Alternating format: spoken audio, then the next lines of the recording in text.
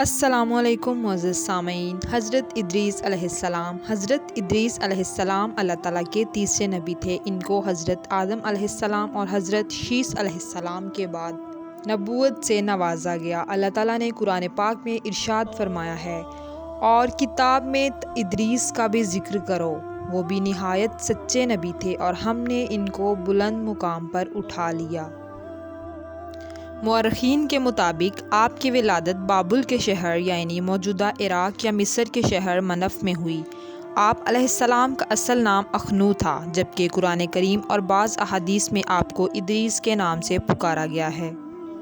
روایات کے مطابق آپ کا شجر نسب حضرت شیث علیہ السلام کی 5ویں پشت سے ملتا ہے۔ آپ کا شجر نسب یوں بتایا جاتا ہے: حضرت ادریس علیہ السلام بن یارد بن ماہیل بن کینن بن انوش بن شیث بن آدم۔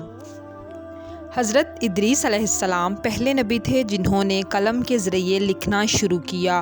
حافظ ابن کثیر نے ان کا حلیہ یوں بیان فرمایا ہے کہ وہ پورے قد و قامت کے خوبصورت، خوبرو اور عمدہ اوصاف کے مالک تھے۔ جب حضرت شیث علیہ السلام کا انتقال ہوا تو حضرت شیث علیہ السلام کے پیروکار دن بدن کم ہوتے جا رہے تھے۔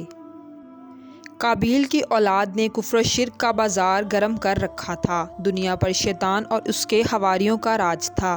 گویا حضرت آدم علیہ السلام اور حضرت شیث علیہ السلام کی قائم کردہ شریعت کو پامال کیا جا رہا تھا، اور یہی وہ وقت تھا جب اللہ تعالیٰ نے اس قوم میں ایک نبی مبعوث فرمانا تھا، اور اس منصب نبوت کے لیے حضرت ادریس علیہ السلام کا انتخاب فرمایا گیا۔ حضرت ادریس علیہ السلام میں وہ تمام خوبیاں موجود تھیں جو ایک نبی میں ہونی چاہیے۔ آپ علیہ السلام دین کے پیروکار، نہایت متقی اور سچے انسان تھے۔ نبوت کے منصب پر فائز ہوتے ہی آپ نے اپنے قوم کے لوگوں میں وعظ و نصیحت کا کام شروع کر دیا، مگر یہ نیکی کی باتیں ان لوگوں کو بہت ناگوار گزرتیں۔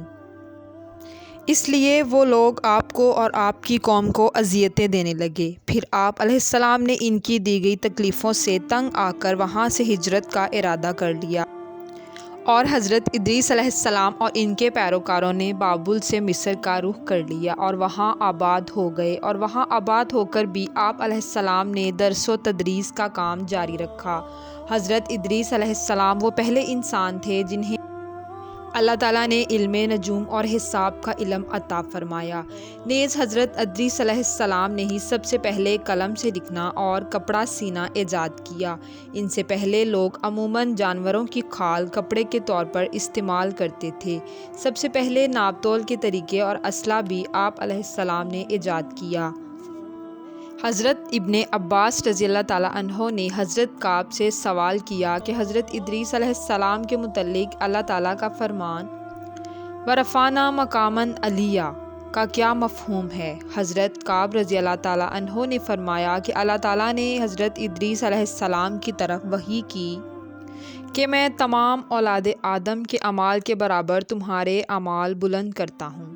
شاید اس وقت وہاں کے بنی آدم مراد ہوں گے۔ حضرت ادریس علیہ السلام نے چاہا کہ ان کے اعمال میں مزید اضافہ ہو۔ ان کے پاس فرشتوں میں سے ایک دوست فرشتہ آیا۔ انہوں نے اس سے کہا کہ اللہ تعالیٰ نے فلاں فلاں بات میری طرف وحی کی ہے۔ آپ علیہ السلام ملک الموت سے میرے متعلق بات کر لیں تاکہ میری زندگی کے متعلق معلوم ہو جائے اور میں مزید نیکیاں کر سکوں۔ فرشتے نے انہیں پروں پر اٹھایا اور آسمان کی طرف لے گئے۔